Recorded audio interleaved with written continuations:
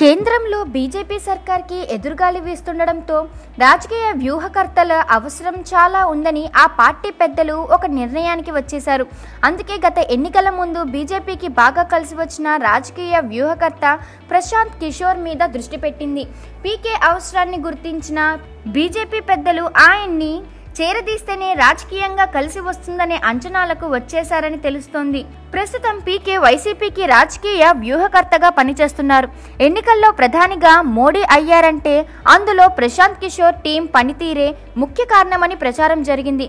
కానీ ఆ తర్వాత ప్రశాంత్ కిషోర్ వ్యూహాలు ఎక్కడా పెద్దగా ఫలితాన్ని ఇవ్వలేదు. కానీ గుడ్డి కన్నా మెల్లనయం అన్నట్టుగా పీకే కోసం బీజేపీ ఆరాటపడుతోంది. పీకే పనితీరు అంతంత మాత్రమే అనేది అందరికీ తెలుసు. ఏదో అప్పుడప్పుడు లాటరీగా ఒకటో రెండో వ్యూహాలు ఫలిస్తుంటాయి. కానీ అతడైతే సక్సెస్ఫుల్ వ్యూహకర్త అయితే కాదు. కొన్ని రాష్ట్రాల్లో ప్రశాంత్ కిషోర్ టీంను నమ్ముకుని ముందుకెళ్లిన పార్టీలు బొక్కబోర్లా పడ్డాయి. ప్రస్తుతం ఆయన టీం వైసీపీ కోసం పనిచేస్తోంది. కానీ వైసీపీ పరిస్థితి ఎక్కడ వేసిన గొంగలి అక్కడే అన్నట్టుగా ఉంది.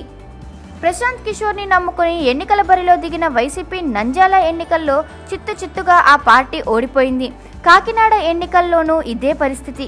ప్రశాంత్ కిషోర్ టీంది షో తప్ప ఏమీ లేదని నిర్ధారించుకున్న వైసీపీ నాయకత్వం ఆ టీంపై ఇటీవల పెద్దగా ఆశలు పెట్టుకోలేదు. ఈ నేపథ్యంలో మరోసారి బీజేపీ తరఫున పనిచేసే అవకాశం సాధించేందుకు ప్రశాంత్ కిషోర్ టీం ప్రయత్నాలు చేస్తున్నారు. ఇప్పటికే బీజేపీ పెద్దలతో ప్రశాంత్ కిషోర్ టీం చర్చలు కూడా జరిపినట్టు చెబుతున్నారు. ఈ మధ్య కాలంలో అనేక సార్లు ప్రధాని మోడీతో ప్రశాంత్ కిషోర్ కలిసినట్లు ఇండియా టుడే టీవీ పేర్కొంది. వీరిద్దరి మధ్య 2019 ఎన్నికలపై సుదీర్ఘ చర్చ జరిగినట్లు ఆ టీవీ పేర్కొంది. ఈసారి ఎన్నికల్లోనూ 2014లో మాదిరి యువత చాలా కీలక పాత్ర పోషించనుందనేది ప్రశాంత్ కిషోర్ ప్రధాని మోడీకి తెలిపినట్లు వార్తలు వస్తున్నాయి.